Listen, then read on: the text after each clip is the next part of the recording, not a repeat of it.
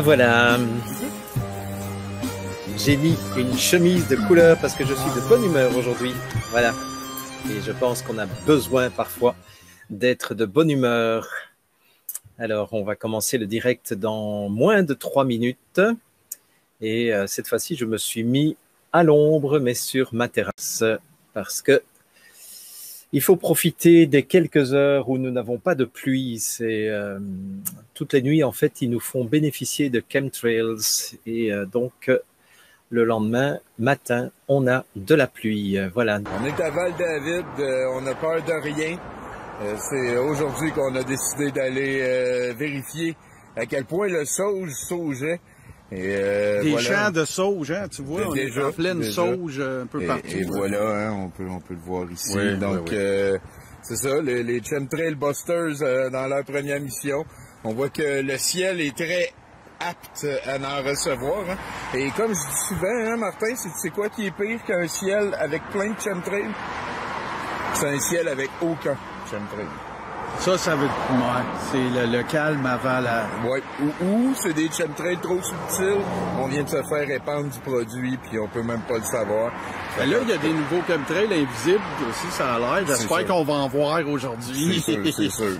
Des fois, ils font passer ça aussi au travers le dôme, là. Ils font passer ça au travers le dôme. En tout cas, faites attention à vos chemtrails. Vous faites manipuler ça, glande pinéale, sauge, Val-David. On s'en vient. Vient d'arriver à Val-David et coïncidence, il commence à pleuvoir exactement au moment où on arrive.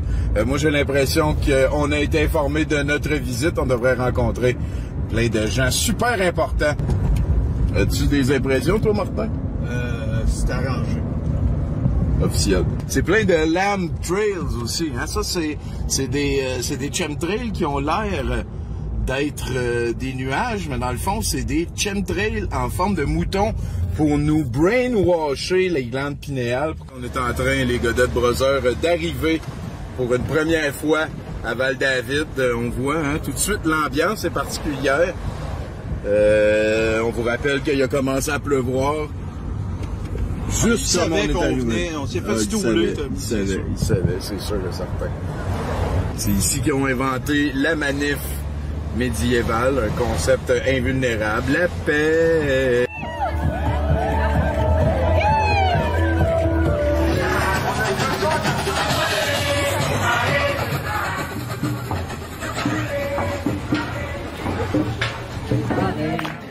Pour mes idées, dans l'infini, nous sommes unis.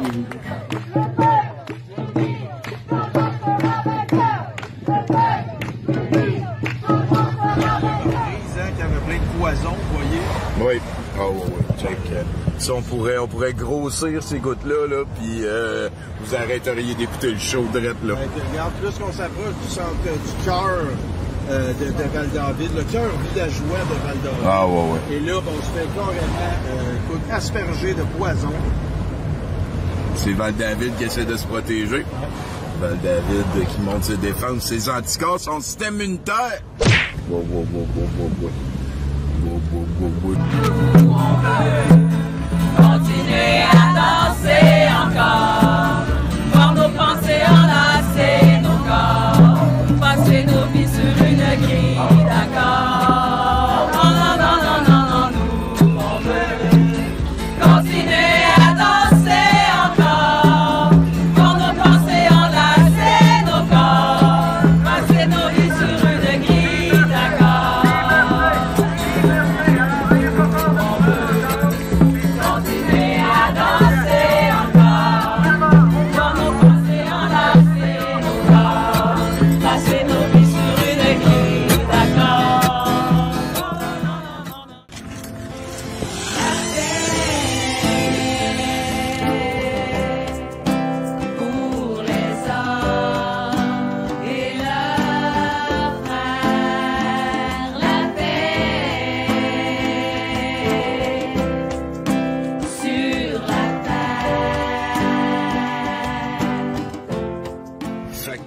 À quel point on était attendu, vous demandez? Il y a quelqu'un qui connaissait mon nom qui était là. On s'est rencontrés à l'épicerie. On est rentré, on est allé parler un petit peu à côté du spot du pain tranché, du pain blanc des autres. Puis, là, tu dépenses 100 pièces d'épicerie puis arrête de mouiller. C'est du terreau-tourisme. Exactement. Terreau-tourisme. Exactement. Je sais pas si vous vous rappelez, mais un petit peu plus tôt dans le clip, on est rentré dans l'épicerie, il pleuvait à Sion, on sort, on a dépensé de l'argent, il pleut plus. Fait qu'en tout cas, on laisse ça comme ça. Mon ami, mon contact à l'intérieur m'a dit qu'on était juste à côté de l'endroit où les énergies, les vibrations se créaient. C'est dégueulasse, c'est Val-David. Saint-Monier. C'est assez Val-David. C'est assez Val-David.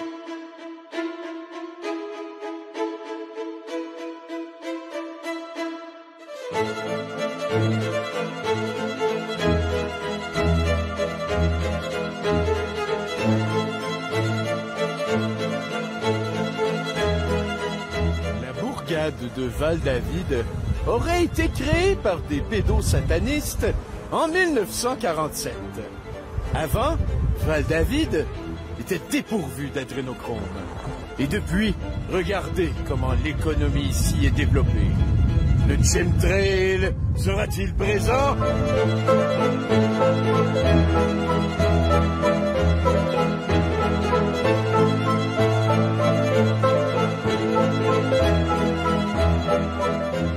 On est à Val-David.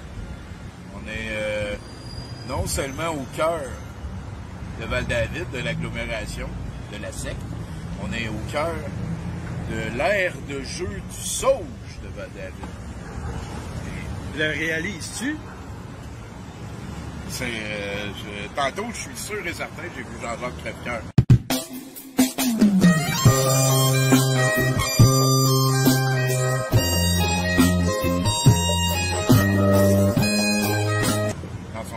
Moi, je l'ai manqué, mais j'ai vu une madame qui avait la même coupe de cheveux. Fait qu'on est à 2 Jean-Jacques Crèvecoeur qu'on a vu ici. L'endroit se transforme en leur gourou tranquillement, pas vite.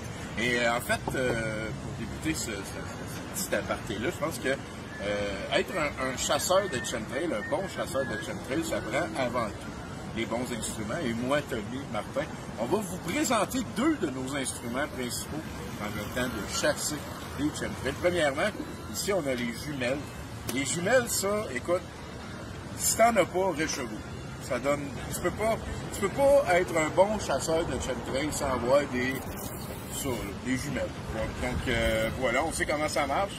Il faut les mettre devant nos yeux et faire confiance à l'avenir. C'est fabuleux. C'est comme si j'y étais. Tabarnak! Ok, non. Je pensais qu'il y avait un chemtrail foncé. Oui, je pensais que tu avais vu Crève-Bois-Là. Ah! Ben, Tommy, moi aussi, je vais présenter mes instruments. Hein. Moi, ici, j'ai mon chemtrailometer. Alors, je veux vous expliquer comment ça fonctionne. C'est qu'en aucun moment ne vais-je vous montrer quelques chiffres que ce soit. Parce que la façon que ça fonctionne, c'est très simple. C'est qu'on se met dans la direction, c'est pour ça les jumelles, Tommy va pouvoir me diriger. Et on se met dans la direction du chemtrail en question. Et là, ce qu'on fait, c'est que ces 2 petits connecteurs-là, on les branche sur son cœur. Et là, ben, comme tout bon concitoyen, et la méthode scientifique qui s'applique dans ce cas-là, c'est que, justement, on va avoir les preuves dans notre cœur. Alors là, écoutez, je ne sais pas si c'est parce qu'on vient d'arriver, mais déjà, notre seule présence semble faire se dissiper les chemtrails. Parce que là, comme vous le voyez, c'est branché sur mon cœur et j'ai aucune preuve dans le cœur. Toi, t'as vu que ça... C'est très inquiétant, ce manque de chemtrail-là. Ça me rappelle un événement qui s'est déroulé en 1982 à Ogorsk. C'est une ville de Sibérie. Et ben voilà, il y avait aussi eu à l'époque une absence inquiétante de chemtrail. Et j'ai l'impression un petit peu qu'on est peut-être en train de revivre l'événement d'Ogorsk de 1982. J'aimerais pas, j'ai encore sur le cœur l'attaque tantôt. Quand on est arrivé en ville, qu'on a fait notre doléance, on a respecté Val-David, on y a fait des câlins à la pancarte à l'entrée. Je me suis couché dans le Sauge, mais c'est pas ça qui a arrêté Val-David. Val-David a contre-attaqué en nous lançant du poison. Le poison qui nous est tombé sur la tête jusqu'à temps que, Tiens, voilà notre argent. Voilà. On sort de l'épicerie, il pleut plus, ça donne bien. Pendant tout le confinement, il y a eu 0 chemtrails. Et depuis la fin du confinement, le jour où le déconfinement a été déclaré, est-ce que vous avez remarqué que les chemtrails ont recommencé à occuper notre ciel? Je sais qu'en France, dans plusieurs régions de France, vous avez ressenti des odeurs de soufre. Ça venait des chemtrails. Et qu'est-ce qu'ils mettent dans les chemtrails? Ben, ce que je sais, parce qu'il y a des laboratoires indépendants qui font des analyses et qui ont fait des analyses dans le passé, c'est que avec les chemtrails, ils balancent soit des agents pathogènes ou mieux, des nanoparticules. Alors, ces nanoparticules sont tellement petites que c'est absolument impossible à détecter avec une loupe. Il faut vraiment un microscope électronique pour les détecter. Ces nanoparticules tombent sur vos légumes, tombent sur vos tables de jardin, tombent sur vos sièges de jardin, tombent partout.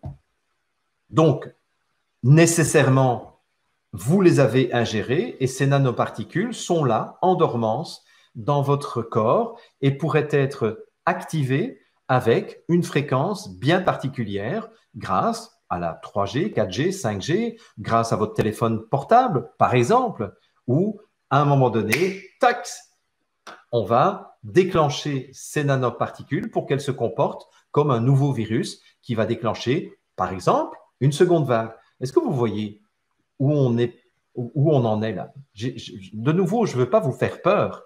Je veux vous informer pour que vous ne tombiez pas dans le panneau.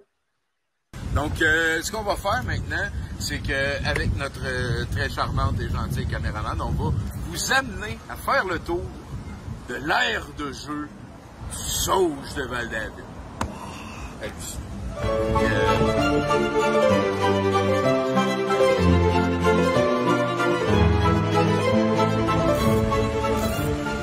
Mais, ça dit, C'est un ciel très inquiétant. Val-David est inquiétant. Val-David est inquiétant. Mais en attendant, on peut quand même vous faire le tour de l'aire de jeu du Sauge de Val-David. Ici, c'est l'endroit duquel des gens importants comme Maxime Ouimet, le policier du peuple, sur une petite tribune, ont pu adresser les ouailles amassées ici pour participer à la joute de LMM. On peut imaginer hein, les foules en train de boire les paroles intelligentes et construites de gens comme Jean-Jacques Crèvecoeur, comme Yvan Pion. Les limonadiers. Excusez-moi, moi je veux vous montrer quelque chose. C'est spécial, hein? Regardez ça. Il y a même une sculpture de chemtrails ici. As-tu vu, Tony? As-tu vu la sculpture de chemtrails? Comme ça? Hey, regardez-la pas trop longtemps. Regardez-la pas trop longtemps. Regardez-les pas trop longtemps. Attends un peu. Ça peut... Ah, c'est sûr. Quoi que ça va pas bien. Alors, faut s'éloigner de ça. Mauvaise vibe. Là, il y a de la nourriture à partager, mais est-ce que c'est vraiment de la nourriture? Comment?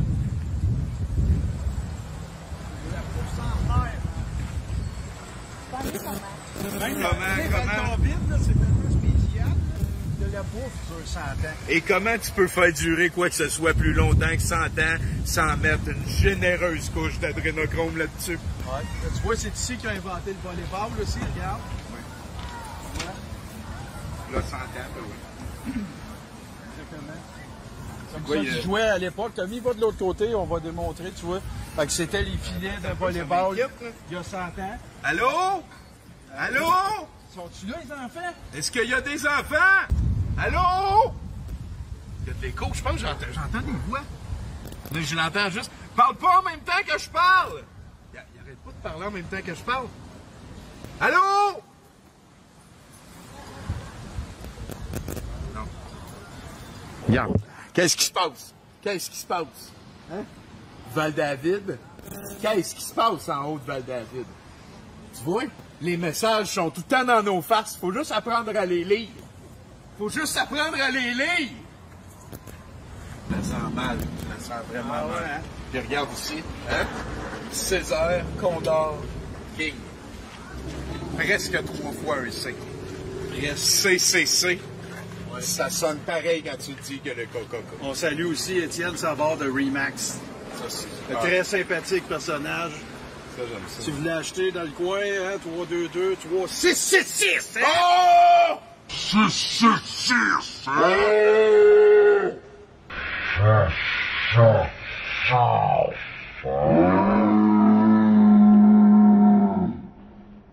Hein? Vous pensiez que c'était tout bien sympathique et comique, hein? Mais non. Hein? Même Remax. Maintenant, on va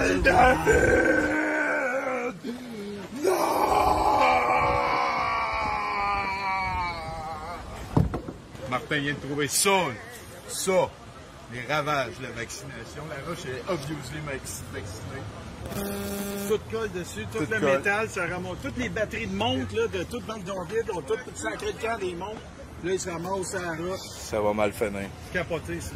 Ça, là, ça, c'est des faits, là. Ça, c'est les vraies affaires, là. Vous direz pas qu'on vous a pas désinformé. Ouais, après ça, tu sais, hein, c'est pas pareil, ça s'appelle le son de Val-d'Orville.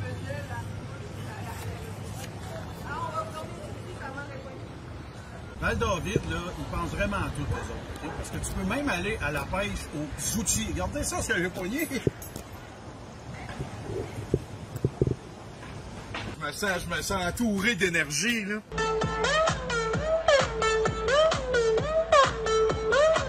D'énergie particulière, je ne sais pas, ça peut venir de par là, ça peut venir de par là. Oh! Hein? Oh, les ancêtres. Les convols. Nos ancêtres. Les sages du saut. Les sages. Ah oh, oui. Ah oui, c'est là, hein? Oh, oh. C'est là. Hey, Tommy, il essaye de nous surprendre pour après ça nous poigner par en arrière.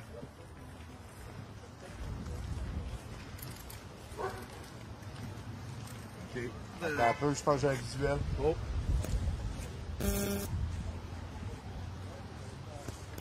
OK, non, je pensais que c'était un lamp trail. Vois-tu par là-bas? Regarde la forme. Regarde là-bas, là, vois-tu qu'on voit la lune, là, c'est comme un...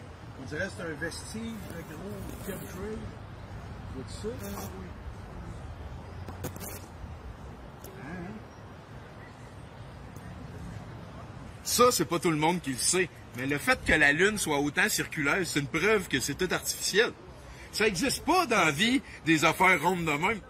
La Lune, malheureusement, vous avez le droit de croire ce que vous voulez. Moi, selon ce que moi j'ai recherché, que j'en ai compris, même avec des audios de la NASA, la Lune est un vaisseau, est un hologramme. Donc la Lune est creuse. La possibilité que la Lune soit creuse a été mentionnée pour la première fois en 1962. L'effrayante possibilité que la Lune soit creuse.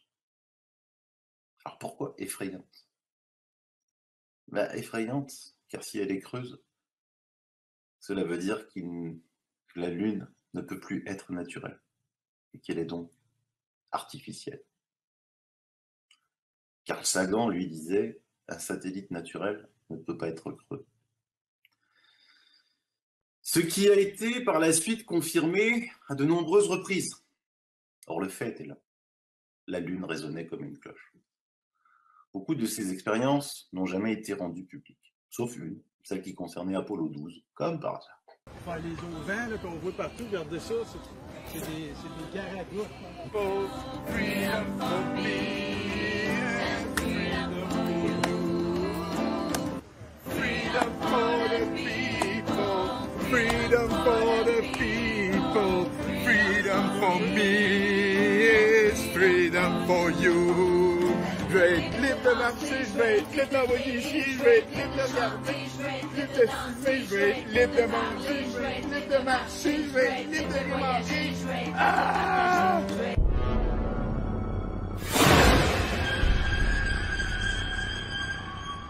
Ah, toutes ces énergies! Tommy, là, t'es en train de dégager beaucoup de chemtrails. Je pense que t'as trop reçu de pluie, poison tout à l'heure. C'est sûr que c'est ça. Attends un peu, je suis pas supposé faire ça, OK? Ça, là, c'est comme inverser les flux hein, du chemtrailometer. Un peu, Tommy, là. Là, viens ici pour que... Ça, là, c'est adapté, là. OK, on prend. OK, on prend le plan Zeta Alpha. Oui, c'est ça, comme je dis. Là, laissez rentrer tranquillement. Ils sont en train de décamcheriser. Hein? Là, tu vas redevenir toi-même. Tu vas dire fuck la LLM. Ça va se replacer. Là, je vais te le monter un peu.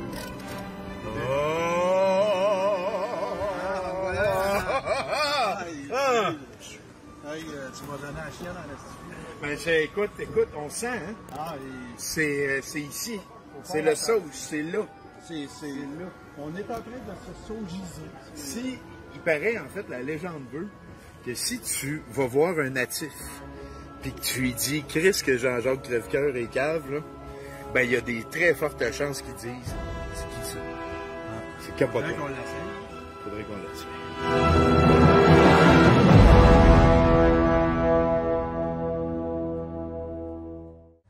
Eh merde, alors je comprends maintenant pourquoi il nous parle d'une seconde vague. La seconde vague, elle a peut-être été provoquée par les épandages de chemtrails. Et effectivement, on retombe malade. Mais on retombe malade parce que on nous a balancé des nanoparticules sur la gueule et on les a tous absorbées. Et ces nanoparticules peuvent être déclenchées par exemple par la 5G. Ah tiens, ah bah oui. Une attaque de chemtrails, c'est vraiment vicieux. Ça arrive de même, hein?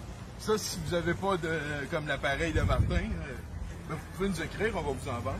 Le chemtrailometer pour 5 paiements faciles de 180 $. C'est ça, facile. Facile. C'est le meilleur, hein? Écoute, moi, ça vient de faire effet, je me sens revivre.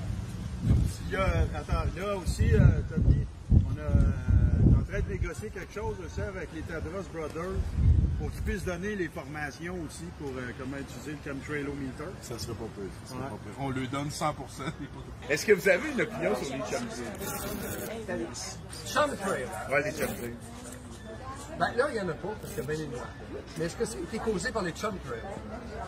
Les nuages ont-ils été causés par les chemtrails qu'on ne voit pas, finalement? Moi, je pense que c'est les Chinois.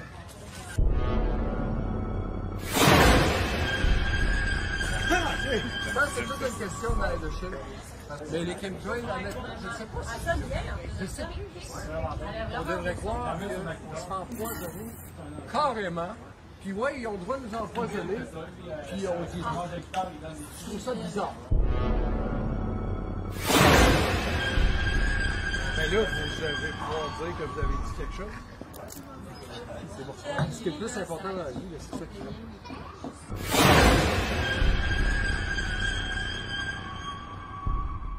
Est-ce que c'est bien dit? C'est bon. Moi, j'ai l'impression que ça pourrait devenir un t-shirt. Définitivement. On voit ici, hein? On voit. Avant, il y avait plein d'eau. Il n'y a plus plein d'eau. Et où, cette eau-là? Et où? Et où? Et plus là. Et plus là. Moi, je pense que dans des chemtrails, il y en a des mauvaises langues, hein, qui disent que ce serait Jean-Jacques Crèvecoeur qui a détourné ça pour chez lui, pour abreuver sa swamp.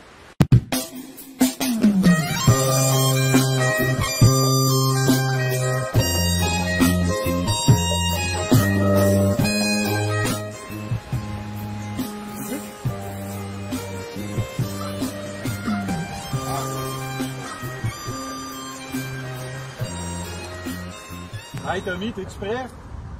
Tommy? Ça sent bien, ça sent bien. Approche-toi un peu. Je veux tester. Confirmation. Fais attention, il y a de la sauce là. OK. Je veux tester. Ça dit. Incroyable, hein? Ça dit... Ben pour l'instant, rien, mais... Attends, là, tu vas avoir un idée. OK. Ça dit qu'on est proche. Ça dit qu'on est proche.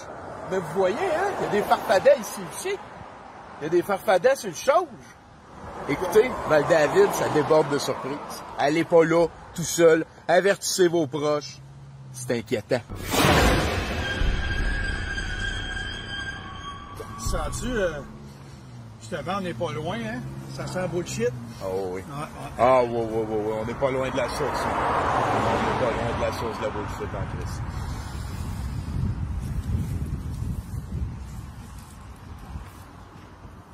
Encore une fois, pour une deuxième semaine, Tommy, les Chemtrail Busters ont répondu à l'appel et ont éradiqué toute trace de chemtrail à Val-David. Comme vous pouvez le voir dans ce superbe ciel immaculé. Merci Val-David. Si vous désirez... Essaye de changer, hein? Ouais, et si vous désirez requérir à nos services, vous n'avez qu'à communiquer sur nos pages respectives, à moi et Tommy. Vous savez où nous trouver. Et les Chemtrail Busters se rendront chez vous.